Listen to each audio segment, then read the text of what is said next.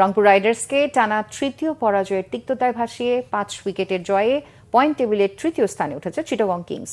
মিরপুরে প্রথমে ব্যাটিং করে 5 উইকেটে 143 রান করে রংপুর। জবাবে 14 বল হাতে রেখে জয় নিশ্চিত করে চিটাগং।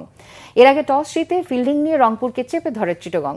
স্টিভেন টেলর 0, সাইফ হাসান 8 এবং সৌম্য সরকার 23 রানে ফিরে গেলে পাওয়ার প্লেতেই 37 রানে 3 উইকেট হারায় রংপুর।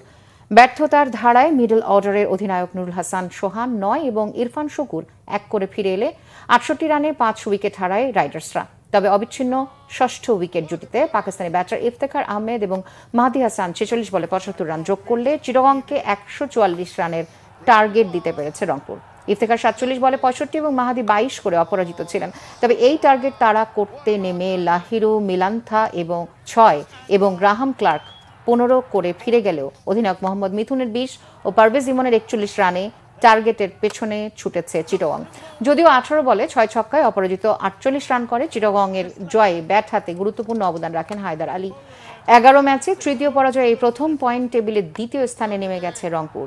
সেই সুযোগে 10 ম্যাচে 8 জয়ে রান রেটে এগিয়ে থেকে প্রথমবার শীর্ষে উঠেছে ফরচুন বরিশাল। আর 10 ম্যাচে ষষ্ঠ জয়ে তৃতীয় স্থানে চিটাগং কিংস।